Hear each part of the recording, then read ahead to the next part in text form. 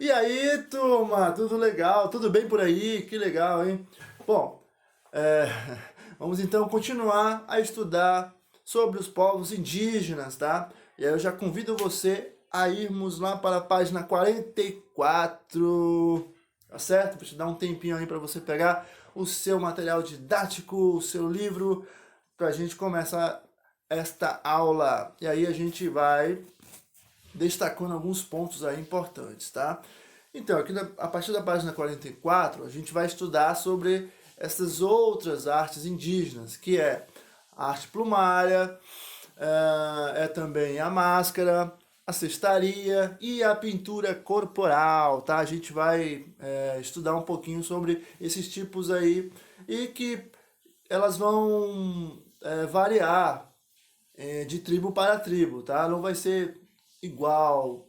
A arte plumária da tribo Marajoara é diferente, por exemplo, dos Canela e assim em diante, tá? Vamos lá, então, na página 44, vamos ler a arte plumária. Chamamos de arte plumária as peças feitas por diversos grupos indígenas a partir da coleta de penas de aves. Então, aí nos indicando que a arte plumária ela é feita com penas de aves, tá? Porém, cada grupo tem o seu estilo e técnica para fazer esses ornamentos. Podem ser feitos para a cabeça, os cocares, tá? Nós temos até aí também na nossa tela já, nos mostrando. Esse cocar aí com penas principalmente azuis, tá? Depois eu vou apontar ali para vocês. Deixa eu posso apontar logo aqui agora para vocês olharem. Ó. Esse é o cocar, tá? E aí temos também, ou para o corpo, né? Temos aí colares, tá? Temos aqui isso aqui também é um tipo de cocar, né? Então colar, temos também pulseiras, tá? Então tipos aí de exemplos, né? De arte plumária. Então, ou para seus corpos, aí cada um desses acessórios, que são tradicionalmente conhecidos pelos homens, carrega significados que mudam de tribo para tribo, tá? E aí, vamos observar então um pouco aí, né, da arte plumária, tá? Temos também braceletes, aqui eu não estou mostrando nenhum bracelete para vocês, mas estou mostrando aqui principalmente adornos para colocar na cabeça. Esse aqui é um cocar, tá? Que eu já tinha falado para vocês. Aqui nós temos um colar, outros cocares aí também, tá? Aqui uma espécie de pulseira, tá? Muito bem. Vamos para frente, tá? E aqui nós temos uma outra arte, tá? Bom, antes da gente ir para essa outra arte aqui, vamos só dar uma paradinha aqui na página 45, que vai ter mais algumas informações a nos dizer, tá? Vão ter também outras obras. Eu vou até mostrar aqui para vocês algumas que eu não coloquei na tela. Bom, essa daqui acabo de mostrar para vocês. É um bracelete, tá? Agora esse aqui sim eu mostrei para vocês, que é lá no outro é um brinco, né? Um brinco indígena. E também o cocá, que eu também mostrei para vocês nas figuras anteriores, tá? Bom, uma outra coisinha aqui, turma, é que essa pulseira aqui que eu mostrei para vocês, ela vai ser feita com casca de árvore, cipó, bambu. O cocá é com penas, né? Penas de arara, para ficar bem coloridos assim. E o brinco, ele é feito aí, é um brinco carajá, que também é feito com penas de aves, tá? Bom, aqui no Saiba Mais, vamos lá? Então, além de sementes, pedaços de madeira, ossos, penas, os índios utilizam também a argila na confecção de colares, gargantilhas, brincos e braceletes. Modelam o barro, dando forma a pequenas esferas ou cilindros, que são utilizados como contas. Muito bem. Então, aqui também a utilização, né, aí, digamos, os materiais que são usados também para confeccionar estas peças tão lindas, tá? Agora sim, na página 46, vamos falar sobre as máscaras e a cestaria indígena, tá? Então vamos aqui fazer a leitura, tá? Então, artesanatos feitos com casca de árvores, cabaças, madeiras e palha são muito comuns entre os grupos indígenas com esses materiais. Eles criam desde cestos para uso geral, para guardar coisas e carregar alimentos, até máscaras usadas em celebrações e rituais. Então, aqui mostra a utilização, né, dessa arte. Os índios, eles produzem algo que eles irão utilizar ali no dia a dia, tá? É um pouco diferente do modo artístico das grandes galerias, tá? De arte, onde o artista ele vai produzir algo para expor, e ali ele vai, quem sabe, vender os seus quadros, ou até mesmo divulgar o seu trabalho. Aqui na arte indígena não, na arte indígena o índio vai produzir algo para o seu uso comum. Embora que hoje já se tenha a arte indígena aí distribuída pelo mundo, tá? Comercializada também e tal, mas tradicionalmente a cultura indígena, a arte indígena, são produzidas exatamente para o uso comum, como o caso das máscaras, né? Para usar nas celebrações, nas suas festas, tá? Suas reuniões, nos seus rituais de passagem. E os cestos também servem para guardar alimentos e carregar também materiais de artesanato, enfim, serve para utilização, tá? Muito bem. Agora, só para a gente falar um pouquinho mais, né? Então, aqui na pintura corporal, vamos aqui na página 47, tá? Vamos fazer aqui essa leitura, então, para a gente entender um pouquinho sobre a pintura corporal. Vamos lá. Então, os indígenas costumam pintar seus corpos por vários motivos. Pode ser para se caracterizar e se diferenciar dos outros povos, mostrar valores, determinar funções dentro da aldeia, ou ainda para participar de um momento de festa ou ritual. Sendo assim, cada povo tem seus próprios desenhos inspirados na natureza. Então, aí observem esta criança indígena. Os dois círculos pintados em seu rosto são padrões característicos dos Carajás. E nesta tribo, a pintura corporal é feita pelas mulheres, que utilizam o genipapo, a fuligem de carvão e o jurucum como tintas. O pincel é feito de tiras de bambu, tá? Então deixa eu mostrar aqui para vocês. Opa, a outra. Não, essa daqui mesmo, tá? Então é a foto de uma criança dos Carajás, tá? Temos aqui uma outra criança também, tá? Então essa pintura é feita pelas mulheres, tá? Mulheres da tribo que são responsáveis pela pintura corporal lá na tribo Carajá, tá? Bom, outra questão aqui, turma, aqui no Saiba Mais, a gente tem outra informação bem legal, tá? Ainda na página 47. Bom, as tintas utilizadas pelos indígenas vêm da natureza, tá? Então, toda e qualquer tinta, eles vão extrair da própria natureza e criar esses tons aí de vermelho, de preto, tá? Então, a cor amarela vem da argila e das flores, tá? A cor vermelha vem das sementes de uma planta chamada urucum, de um fruto chamado genipapo, eles obtêm a tinta azul, tá? Ao misturarem o carvão com o genipapo, os índios obtêm a tinta preta. Então a cor vermelha tem uma função a mais. Além de colorir, ela serve para proteger os corpos do sol e dos insetos. Em algumas tribos, acredita-se que tem o poder de afastar os maus espíritos. Então temos aí alguns segredos, digamos assim, dos indígenas, tá? Da pintura corporal, tá bom? E aí temos alguns exemplos, tá, turma, de desenhos como a gente leu num texto que a gente acabou de ler, né? Que fala sobre a função dessas pinturas, qual a importância, né? Qual o sentido. Ela determina a idade, determina também, ela indica também quem é aquela pessoa na tribo, qual o lugar dela. Por exemplo, nós temos aqui uma pintura para a perna, tá? Festa onde todos dançam, então é uma pintura aí de festa, tá bom? A outra pintura do lado direito, vocês estão dando, olha só, mulher jovem solteira, então a mulher jovem solteira faz essa pintura.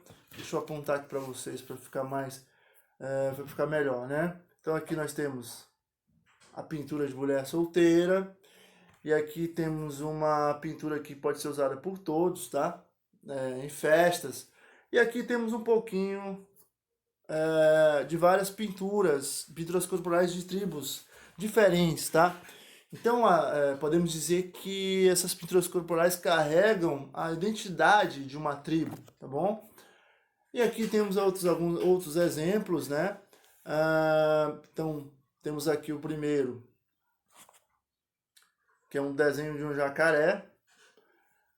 Então, temos aqui a outra pintura, que é dente de serpente, tá? E aqui nós temos mais embaixo o caminho da cobra. E aqui do lado nós temos o caminho da saúva, aquela formiga vermelha, tá? E mais aqui nós vamos ter o rastro do caramujo. Então, são elementos da própria natureza, tá? São alguns tipos aí de desenhos que são usados na pintura. Então, aí temos mais uma figura. Bom, aqui nós vamos... Então, turma, a simetria ela é justamente essa divisão de um espaço em duas partes iguais. Pode ser duas partes iguais ou diferentes, tá? Se forem partes iguais é simetria, se forem de partes diferentes é assimetria, tá? Tem um azinho no começo. Agora, se eu for dividir aqui, ó. Cadê? Opa! Se eu for dividir aqui o espaço onde eu estou falando, duas partes iguais. Eu vou colocar aqui parte A, parte B. Então, eu estou falando de uma divisão simétrica. Agora, se eu não dividir certinho assim como eu fiz, estou fazendo uma divisão assimétrica, tá? Não tem simetria. Bom, aqui mais no rosto da Índia, nós vamos ter um padrão simétrico, tá bom? Nós podemos ver que há uma preocupação em dividir em três partes iguais, parte 1, parte 3, o rosto aqui da jovem, tá? Então aí o índio se preocupava bastante com essa questão simétrica em seus desenhos, tá? Bom, agora nós vamos, enfim, falar um pouco sobre as lendas, tá? As lendas que fazem parte das tradições indígenas, tá? Então, nós vamos ver aí algumas lendas sobre a Vitória Régia, a origem da pintura corporal e a potira, tá? Bom, vamos lá então na página 50. Olha só.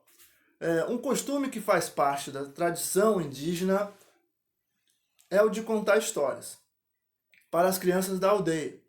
Dessa maneira, os conhecimentos são passados de pai para filho por gerações. Leia a seguir uma lenda contada pelos indígenas tupis.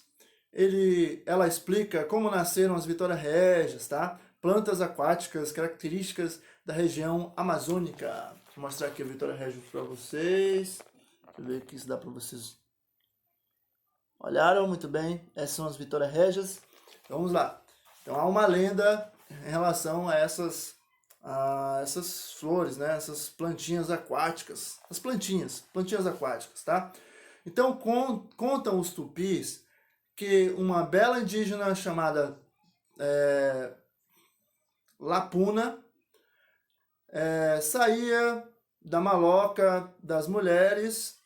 Assim que surgiam no céu as primeiras estrelas, ela subia um morro e ali passava muito tempo esperando a lua aparecer e ficava fascinada por sua beleza, Lapuna pedia aos espíritos dos grandes anciãos que lhe dessem asas para voar até a lua e poder abraçá-la, porém seu pedido nunca foi atendido. E Lapuna via sempre a lua desaparecer ao surgirem os primeiros raios de sol. Certa noite, teve uma ideia, pegou uma canoa, remou até a lua, que como um espelho se refletia nas águas calmas do lago. Enamorada, Lapuna estendeu os braços para alcançá-la e inclinou-se, tanto que acabou caindo no lago. Estava tão fascinada que se esqueceu de nadar.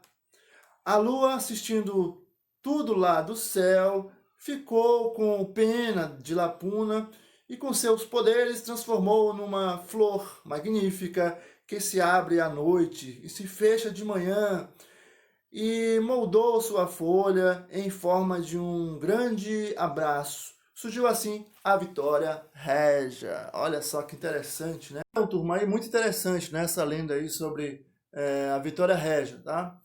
E a origem da pintura corporal também vai ter uma outra lenda, tá? Então, diz o seguinte, que uma jovem, tá, andando pela floresta, então o rei das lagartas apareceu para ela, e todo pintado, né? Então ela achou muito bonito aquela pintura. Aí ela perguntou para ele como ele fazia aquelas pinturas tão bonitas. Então ele falou que era uma roupa, que todos da tribo dele usavam essa roupa. Então um dia o rei das lagartas levou ela para a floresta, e lá ele subiu na árvore e aí se transformou numa lagarta. Ela tomou um susto, né? E viu que ele não era bem uma pessoa, não era normal como os outros. Então ela foi chamar os seus irmãos, e os seus irmãos flecharam ele, né? E aí ele caiu no chão como um homem, todo cheio daquelas pinturas. E aí depois ele se transformou e foi embora. Então ficou ali as pinturas no chão. E aí todo mundo ficou admirado com aquelas pinturas ali no chão e começaram a imitar. Então aí nasceu a lenda da pintura corporal. E a Potira era uma jovem, tá, que namorava um guerreiro, um forte guerreiro. Então todos os dias eles caminhavam ali na praia e tal. E um dia a tribo tiveram que ir para a guerra. Então os homens foram para a guerra e o amado da jovem Potira foi também, tá?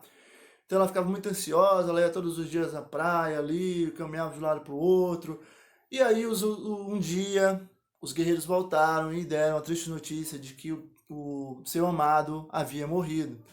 Então Potira ficou muito triste, chorava e chorava. Então o deus do bem, o deus Tupã, o deus Sol aí dos índios, resolveu dar um presente para Potira, transformar as suas lágrimas em pedras preciosas. Então aí, turma, são essas algumas lendas, né, indígenas, para mostrar também, turma, que são formas, né, de transmitir para os mais novos a sua cultura, de perpetuar, de continuar aí a sua cultura para os mais novos, contando essas histórias, né, essas lendas.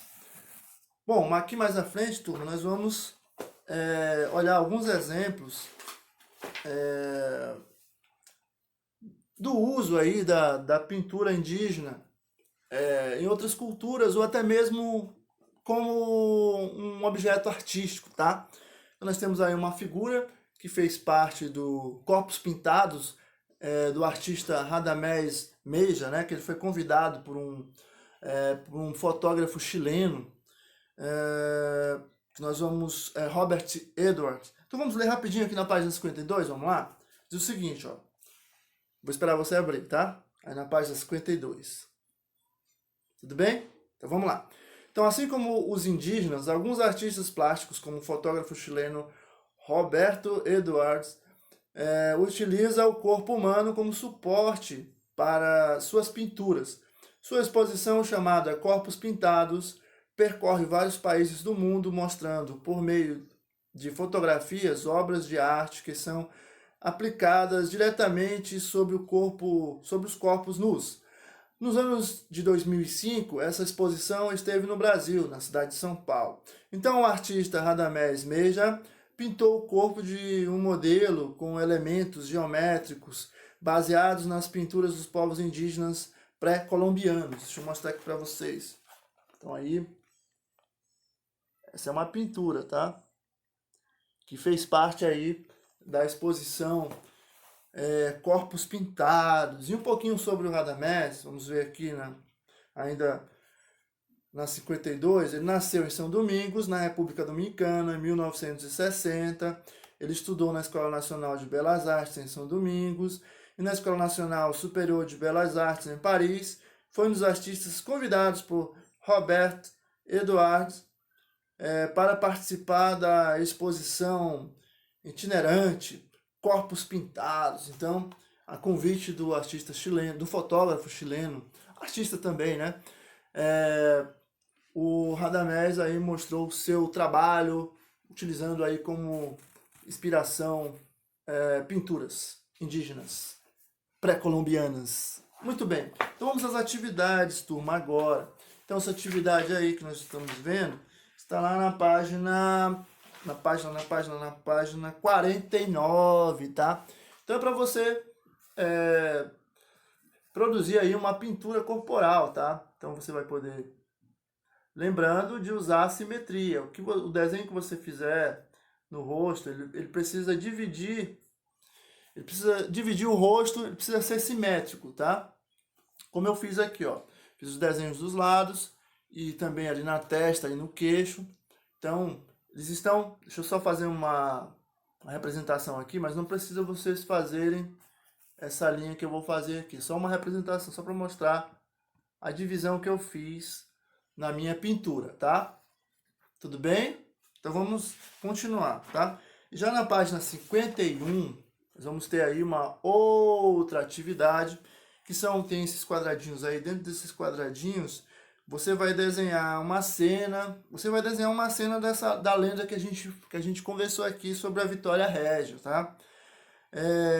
E aí você vai fazer uma história em quadrinhos. Cada quadrinho você vai colocando um acontecimento, tá? Da Vitória Régia, que ela queria alcançar a Lua, e aí ela acabou caindo dentro do rio, e ela esqueceu de nadar, que ela estava muito maravilhada, e ficou ali mesmo, mas aí a Lua acabou, lhe deu um presente, né? Transformando ela em uma planta amazônica, Vitória Régia, tá? E aqui, turma, no final nós temos uma atividade aí para você criar uma máscara indígena, tá? E aí temos aqui o passo a passo. O material principal que você vai usar aqui é o papelão, tá? E aí você vai, no primeiro passo aqui, você vai pegar o papelão, vai recortar ele em um círculo, tá? No segundo passo, você vai decorar, né? No terceiro passo, você vai produzir aqui para fazer... Deixa eu ver se eu consigo mostrar aqui. Tem aí, mas... eu posso aumentar aqui também, né? Então, nesse terceiro passo, você vai recortar o papelão, como está aqui no desenho, em triângulos, né? Menores e maiores, para você poder fazer os olhos, o nariz, tá? Deixa eu voltar aqui de novo. E aí, na página 54... Começa na 53. Na 54 continua a nos dar aí algumas dicas de como nós vamos preparar essa nossa máscara. E na página 55, né, você vai tirar uma foto dessa máscara que você fez. E aí vai colar aí e depois vai me mostrar, tá bom? Então é isso, turma. Espero que vocês tenham gostado aí um pouco mais sobre a arte indígena, tá? As próximas aulas... a gente vai também... a gente já vai entrar no assunto sobre os primeiros estrangeiros, né? Os primeiros artistas que retrataram o Brasil. Mas fiquem com Deus, tá? Então até a próxima. Um abração. Deus abençoe todo mundo. Um beijo!